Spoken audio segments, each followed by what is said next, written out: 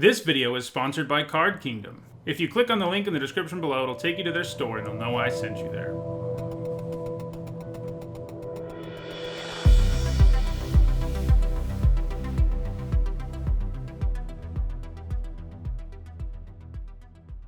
Hi everyone, I'm Nitsa Hone, and it's Wednesday, so that means it's time for another MTG Top 10, the series where I rank cards based on their historical performance at Magic's highest level of competition.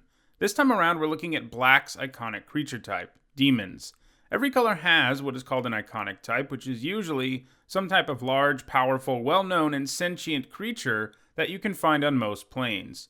They tend to only appear at higher rarities, like rare and mythic. This is different than representative creature types, which are creatures that appear at lower rarities, and generally have a bunch of tribal support, like for Black, it's zombies. So far, I've done an MTG Top 10 on every iconic creature type except for demons, so that's what we're doing here. Demons are perfect for Black because they really represent the greatness at any cost motto of Black. To be eligible for this list, a card had to either have the demon creature type or be capable of making demon creature tokens. In all, there were 122 cards eligible for this list, and in this video, we'll talk about the 10 that have left the biggest impact on competitive Magic.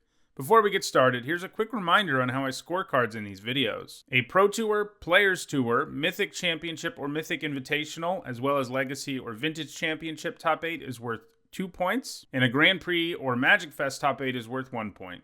At number 10, it is Doom Whisperer, a Nightmare Demon, which is a pretty scary pair of creature types for one creature to have. The Whisperer brings some evasive stats as a 5-mana 6/6 with flying and trample, and it has a way to surveil that doesn't cost any mana at all. That's pretty powerful, since you can potentially mill a ton of cards with it right away, or just use it to help smooth out your draws while you bash your opponent's face in with this 6/6. The Whisperer saw all of its play in the Standard of 2018, where it was featured in some versions of Golgari midrange. We probably can't completely count out the Whisperer in formats like Pioneer and Historic, though. At number 9, it is Spirit of the Night. It's hard to believe today, but back in 1996 when Mirage came out, Spirit of the Night was arguably the most powerful creature in the game, at least in a vacuum. It has tons of powerful keywords, which make it all but impossible to ever block effectively, and it has protection from Black, which makes it so that a lot of the best removal spells in the game just didn't work on it. Costing 9 mana is a big hurdle, and for a while, it kept Spirit of the Night away from any top 8s. However, a few sets later, Recurring Nightmare was printed, and Magic's very first dedicated Reanimator deck was born. One of the best ways the deck could win was simply getting the Spirit into the graveyard, which was easy, because the deck also ran Survival of the Fittest. This would allow you to discard the Spirit and search up another creature, which does a great job of setting up a very early Spirit of the Night. Spirit of the Night's moment in the sun was over pretty quickly though. It got all of its points at Worlds in 1998, but later reanimation decks moved on to some more powerful creatures. At number 8, it is Sire of Insanity, a Rakdos demon who makes players discard their whole hand during each instep. While it is symmetrical, it is some pretty serious disruption, especially if you're playing it in a deck where you don't really care if your hand goes to the graveyard. Unsurprisingly, Sire of Insanity has gained all of its points in the sideboard of Legacy Reanimator decks. It's a very powerful thing to reanimate in matchups against decks that need cards in their hand, like Control, as it can just nuke both players' hands in a hurry, and once that happens, a 6/4 body on the table is no joke either.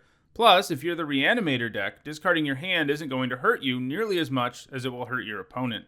At number 7, it's Mind Rack Demon. This demon has some pretty nice stats as a 4-mana 4/5 with flying and trample, but it does come with a big downside, as many demons do. You lose 4 life every upkeep if you don't have Delirium going. Now, the good news is that Mind Rack Demon mills 4 cards when it comes down, and if you're playing this in a Delirium deck, chances are pretty good that you'll have Delirium after you play this, if you didn't already, in which case it's just an efficient aerial attacker that sets up your other Delirium cards. As you would expect, Mind Rack Demon gained all of its points in black-green Delirium decks while it was in Standard. At number 6, it is Herald of Torment. Like Mind Rack Demon, this is an efficient flyer who makes you lose life every turn. It also has the upside of Bestow, which lets you treat it like an aura. Any creature you bestow with Herald of Torment will immediately become a major threat, and even if your opponent kills that creature, you get to hold on to the Herald as a creature. That said, more often than not, the Herald was just played as a creature. It was played in aggro decks while in Standard, including Mono Black and Abzan. At number 5, it is Tombstalker, one of the first cards to ever come with the Delve mechanic. Future Sight was a wacky set, one that had lots of mechanics that only appeared on a few cards, with the idea that some of those mechanics were potential future mechanics. and Delve was one of those, with 3 cards in the set coming with it. Delve would, of course, later come back in a big way in Tarkir block, and we know now that this mechanic can be super powerful. And it was even powerful when it showed up on Tombstalker. If you can load up your graveyard quickly enough, this will be a 2-mana 5/5 flyer in the early game, and that's something that can end a game in a hurry.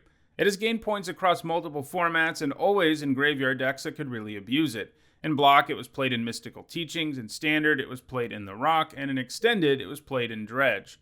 It's found the most success in Legacy, though, where it's frequently featured in Delver and Threshold decks. At number 4, it is Rakshasa Death Dealer, a cat demon that can both regenerate and raise its power if you have the mana around. This makes it a very efficient threat that is hard to deal with, and the kind of card that gives you a bit of insurance against flooding, since at least you have somewhere to spend your mana.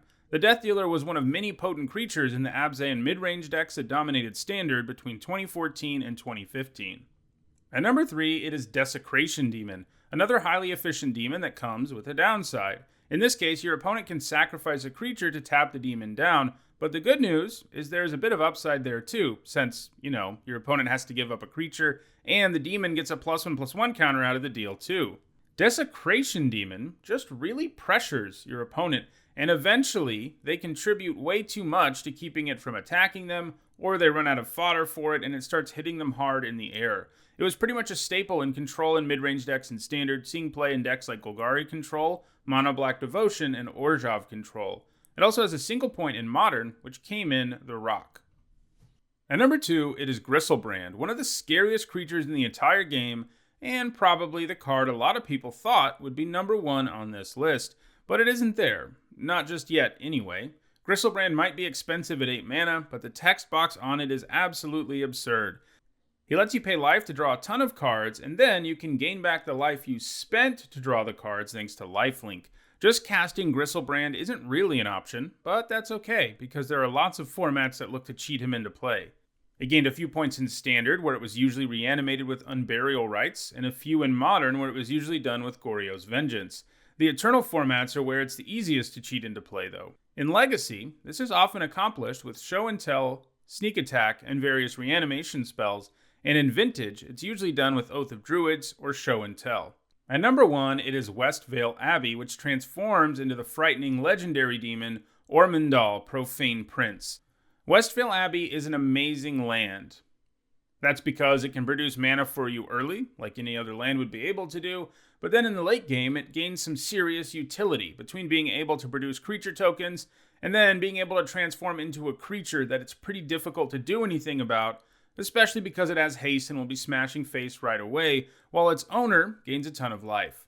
West Vale Abbey also benefits from the fact that it is colorless, meaning that any deck that has tons of creatures can play it and have Ormondal as a plan B that they keep in their back pocket. This means that tons of aggressive decks ran this in Modern. This included the more combo-focused Cryptolith Right decks, but also more traditional aggro decks like White Weenie, Selesnya tokens, and Mono Black Zombies. It also has a couple of points in Modern, where it's been played in both Collected Company and Elf decks, but it doesn't have any points anywhere since 2018. It is hard to count this out completely, but at this point it seems inevitable that Gristlebrand will overtake it for number 1 on this list.